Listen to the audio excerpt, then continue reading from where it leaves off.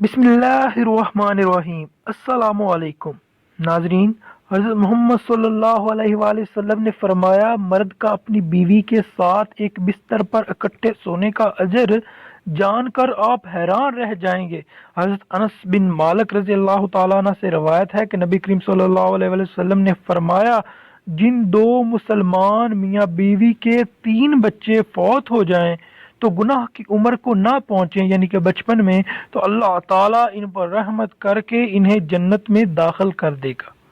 حضرت سہیل بن سعید رضی اللہ تعالیٰ عنہ سے روایت ہے کہ حضرت عمر رضی اللہ تعالیٰ عنہ حضرت عاصم رضی اللہ تعالیٰ عنہ کے پاس آئے اور کہا، مجھے رسول اللہ صلی اللہ علیہ وآلہ وسلم سے یہ بات پوچھ کر بتائیں کہ اگر کوئی شخص بیوی کے ساتھ کسی غیر مرد کو گناہ میں ملوث پائے اور غصے میں آ کر اسے قتل کر دے تو کیا اسے قصاص ہوگا؟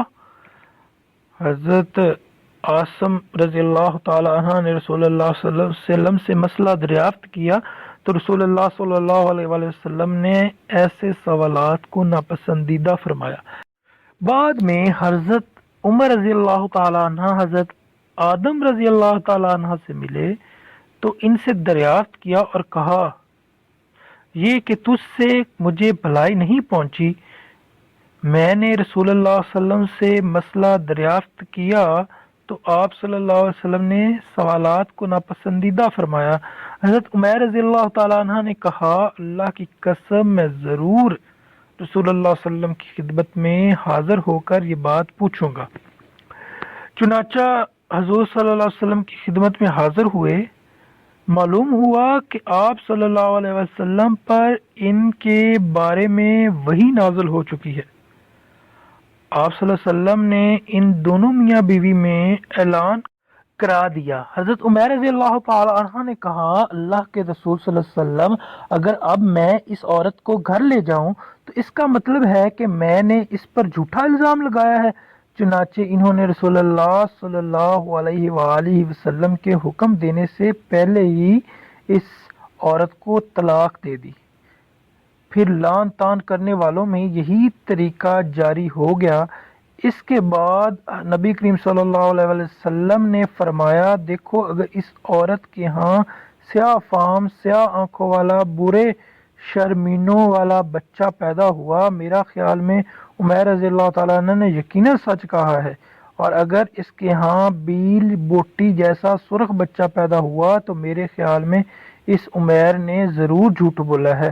راوی بیان کرتے ہیں، پھر اس عورت کے ہاں بری صورت والا بچہ پیدا ہوا تو حضرت عبداللہ بن سعود رضی اللہ تعالیٰ عنہ سے روایت ہے کہ انہوں نے فرمایا، جمعہ کی رات ہم لوگ مسجد میں تھے، ایک آدمی نے کہا، اگر کوئی مرد اپنی بیوی کے ساتھ کسی غیر مرد کو گناہ کی حالت میں دیکھ کر قتل کر دے تو تم لوگ اسے قصاص کے طور پر قتل کر دو گے۔ اگر وہ اپنی بیوی کے مجرم ہونے کی بات کرے تو تم اسے الزام تراشی کی سزا کے طور پر کوڑے لگاؤ گے۔ قسم ہے اللہ کی، میں یہ بات ضرور نبی کریم صلی اللہ علیہ وسلم سے عرض کروں گا۔ آخرکار اس نے نبی کریم صلی اللہ علیہ وسلم سے ذکر کر دیا تو اللہ نے لعن کی آیت نازل فرما دی، جس کے بعد اس آدمی نے آ کر اپنی بیوی پر الزام لگایا تو نبی کریم صلی اللہ علیہ وسلم نے دونوں میاں بیوی کے درمیان اعلان کروا دیا اور فرمایا، شاید اس عورت کے ہاں سیاہ فام بچہ پیدا ہو۔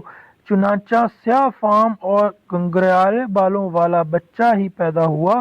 حضرت ابو ہریرہ رضی اللہ تعالیٰ عنہ سے روایت ہے کہ رسول اللہ صلی اللہ علیہ وسلم نے فرمایا، جب تک میں تمہیں کسی معاملے میں آزاد جڑے رکھوں، جب تک تم بھی مجھے جوڑے رکھو، بلا وجہ سوال نہ کرو، کیونکہ تم سے پہلے لوگ اپنے انبیاء علیہ السلام سے سوالات کرنے اور پھر ان کے کام کی مخالفت کرنے سے ہی ہلاک ہوئے۔ لہذا جب میں تمہیں کسی کام کا حکم دوں تو حسب اہمیت اس کی تعمیل کرو، اور جب کسی کام سے منع کر دوں تو اس سے رک جاؤ۔ حضرت ابو ہریرہ رضی اللہ تعالیٰ عنہ سے روایت ہے کہ رسول اللہ صلی اللہ علیہ وآلہ وسلم نے فرمایا، جس نے میری اطاعت کی اس نے اللہ کی اطاعت کی، اور جس نے میری نافرمانی کی اس نے اللہ کی نافرمانی کی۔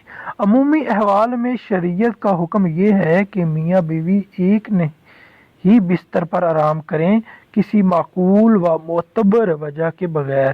شوہر کو الگ کمرے میں آرام نہیں کرنا چاہیے۔ بعض علماء نے شوہر کی بیوی کے ساتھ سونے کو سنت شمار فرمایا ہے، البتہ بعض حالات میں اگر شوہر کسی وجہ سے علیحدہ سوئے تو بیوی کو ایک ہی بستر پر سونے کا اصرار کرنا بھی درست نہیں۔ مثلا بیوی ایام کی حالت میں ہو اور ساتھ سونے کی صورت میں فتنے میں پڑنے کا اندیشہ یا اولاد ہونے کی صورت میں یا اولاد کے باشعور ہونے کی مدت کے بعد عموماً میاں بیوی بستر میں جدا رکھتے ہیں، یا شوہر تھکا ماندہ ہے اور اسے آرام یا راحت کی ضرورت ہے تو ایسے موقعوں پر علیحدہ سونے کی گنجائش بھی حدیث میں ہے۔ معلوم ہوتا ہے کہ باقی ایام کی حالت میں اگر فتنے میں وقوع کا خطرہ نہ ہو تو میاں بیوی ساتھ سو سکتے ہیں، بلکہ یہود کی مخالفت کی وجہ سے ساتھ سونا چاہیے کہ وہ لوگ ان ایام میں عورت کو چھونا، ان کے ہاتھ کا پکا ہوا کھانا وغیرہ تک غلط سمجھتے تھے۔ حاصل یہ ہے کہ اس سلسلے میں میاں بیوی کے درمیان اتفاق مفاہمت ضروری ہے۔ اس طرح کی معمولی باتوں کو جھگڑے یا افتراق کا باعث نہیں بننا چاہیے، بلکہ دونوں کو ایک دوسرے کے حقوق اور اراضی کا لحاظ رکھنا چاہیے۔ شوہر کو بھی مشکل بستر بیوی سے جدا رکھنے اور بیوی کے حقوق کو نظر انداز کرنا جائز نہیں۔ نیند آزار کی وجہ سے شوہر کبھی علیحدہ سوئے تو بیوی کو اصرار بھی نہیں کرنا چاہیے۔ مشکات شریف میں حضرت عائشہ رضی اللہ تعالیٰ عنہ سے مروی ہے کہ حضرت عائشہ صدیقہ رضی اللہ تعالیٰ عنہ فرماتی ہیں کہ جب میں ایام سے ہو جاتی تو بستر سے اتر کر بوریا پر آ جاتی تھی، چنانچہ جب تک کہ وہ پاک نہ ہو جاتی تو نہ تو رسول اللہ صلی اللہ علیہ وسلم ان کے نزدیک آتے تھے اور نہ رسول اللہ صلی اللہ علیہ وسلم کے نزدیک وہ آتی تھی۔ مرد کا اپنی بیوی کے ساتھ اکٹھے ایک بستر پر سونا افضل ہے۔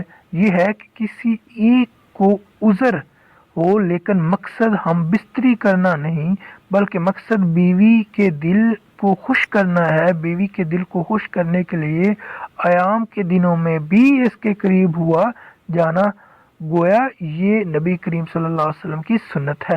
اللہ پاک ہمیں نیک عمل کرنے کی توفیق عطا فرمائے۔